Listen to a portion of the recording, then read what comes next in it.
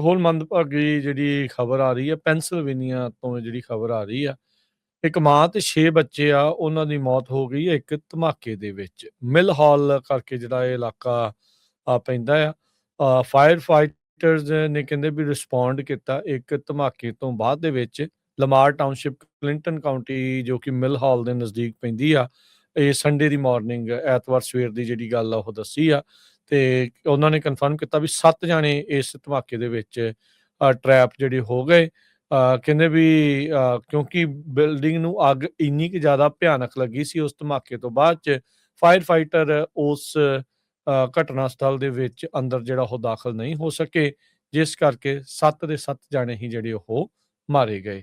ਸੈਰਾ ਸਟੋਲਫੋਜ਼ 34 ਸਾਲ, ਉਸਦੇ 4 ਜਿਹੜੇ ਮੁੰਡੇ ਜਿਨ੍ਹਾਂ ਦੀ ਉਮਰ 3, 5, 10 ਤੇ 11 ਸਾਲ, 2 ਜਿਹੜੀਆਂ ਉਸਦੀਆਂ ਗੁੱਡੀਆਂ 6 ਤੇ 8 ਸਾਲ, ਉਹ ਇਸ ਅੱਗ ਦੇ ਵਿੱਚ ਜਿਹੜਾ ਉਹ ਇਸ ਧਮਾਕੇ ਦੇ ਵਿੱਚ ਸੜ ਕੇ ਜਿਹੜੇ ਉਹ ਉਹਨਾਂ ਦੀ ਮੌਤ ਜਿਹੜੀ ਹੋ ਗਈ ਆ।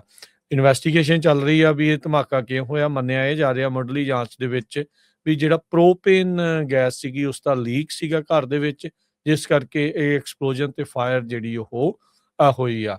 ਕਹਿੰਦੇ ਵੀ ਜਿਹੜਾ ਬਾਹਰ ਵਾਲਾ ਐਕਸਟੀਰੀਅਰ ਪ੍ਰੋਪੇਨ ਟੈਂਕ ਕਈਆਂ ਦੇ ਘਰਾਂ ਦੇ ਬਾਹਰ ਹੁੰਦਾ ਆ, ਕਹਿੰਦੇ ਵੀ ਉਹ ਐਕਸਪਲੋਡ ਨਹੀਂ ਸੀ ਹੋਇਆ।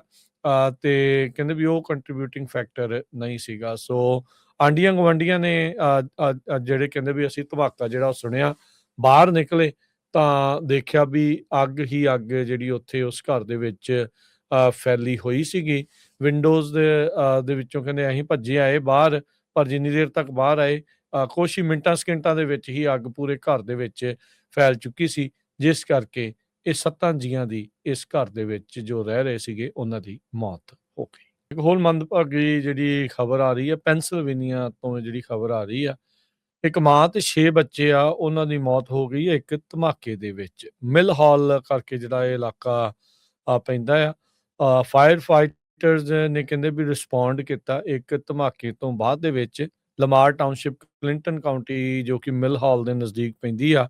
ਇਹ ਸੰਡੇ ਦੀ ਮਾਰਨਿੰਗ ਐਤਵਾਰ ਸਵੇਰ ਦੀ ਜਿਹੜੀ ਗੱਲ ਆ ਉਹ ਦੱਸੀ ਆ। ਤੇ ਉਹਨਾਂ ਨੇ ਕਨਫਰਮ ਕੀਤਾ ਵੀ 7 ਜਾਣੇ ਇਸ ਧਮਾਕੇ ਦੇ ਵਿੱਚ ਟਰੈਪ ਜਿਹੜੇ ਹੋ ਗਏ। ਕਹਿੰਦੇ ਵੀ ਕਿਉਂਕਿ ਬਿਲਡਿੰਗ ਨੂੰ ਅੱਗ ਇੰਨੀ ਕੁ ਜ਼ਿਆਦਾ ਭਿਆਨਕ ਲੱਗੀ ਸੀ ਉਸ ਧਮਾਕੇ ਤੋਂ ਬਾਅਦ 'ਚ ਫਾਇਰ ਫਾਈਟਰ ਉਸ ਘਟਨਾ ਸਥਲ ਦੇ ਵਿੱਚ ਅੰਦਰ ਜਿਹੜਾ ਉਹ ਦਾਖਲ ਨਹੀਂ ਹੋ ਸਕੇ, ਜਿਸ ਕਰਕੇ 7 ਦੇ 7 ਜਾਣੇ ਹੀ ਜਿਹੜੇ ਉਹ ਮਾਰੇ ਗਏ। ਸੈਰਾ ਸਟੋਲਫੋਜ਼ 34 ਸਾਲ, ਉਸਦੇ 4 ਜਿਹੜੇ ਮੁੰਡੇ ਜਿਨ੍ਹਾਂ ਦੀ ਉਮਰ 3, 5, 10 ਤੇ 11 ਸਾਲ, 2 ਜਿਹੜੀਆਂ ਉਸਦੀਆਂ ਗੁੱਡੀਆਂ 6 ਤੇ 8 ਸਾਲ, ਉਹ ਇਸ ਅੱਗ ਦੇ ਵਿੱਚ ਜਿਹੜਾ ਉਹ ਇਸ ਧਮਾਕੇ ਦੇ ਵਿੱਚ ਸੜ ਕੇ ਜਿਹੜੇ ਉਹ ਉਹਨਾਂ ਦੀ ਮੌਤ ਜਿਹੜੀ ਹੋ ਗਈ ਆ। ਇਨਵੈਸਟੀਗੇਸ਼ਨ ਚੱਲ ਰਹੀ ਆ ਵੀ ਇਹ ਧਮਾਕਾ ਕਿਉਂ ਹੋਇਆ। ਮੰਨਿਆ ਇਹ ਜਾ ਰਿਹਾ ਮੁੱਢਲੀ ਜਾਂਚ ਦੇ ਵਿੱਚ ਵੀ ਜਿਹੜਾ ਪ੍ਰੋਪੇਨ ਗੈਸ ਸੀਗੀ ਉਸ ਦਾ ਲੀਕ ਸੀਗਾ ਘਰ ਦੇ ਵਿੱਚ, ਜਿਸ ਕਰਕੇ ਇਹ ਐਕਸਪਲੋਜਨ ਤੇ ਫਾਇਰ ਜਿਹੜੀ ਉਹ ਹੋਈ ਆ। ਕਹਿੰਦੇ ਵੀ ਜਿਹੜਾ ਬਾਹਰ ਵਾਲਾ ਐਕਸਟੀਰੀਅਰ ਪ੍ਰੋਪੇਨ ਟੈਂਕ ਕਈਆਂ ਦੇ ਘਰਾਂ ਦੇ ਬਾਹਰ ਹੁੰਦਾ ਆ, ਕਹਿੰਦੇ ਵੀ ਉਹ ਐਕਸਪਲੋਡ ਨਹੀਂ ਸੀ ਹੋਇਆ।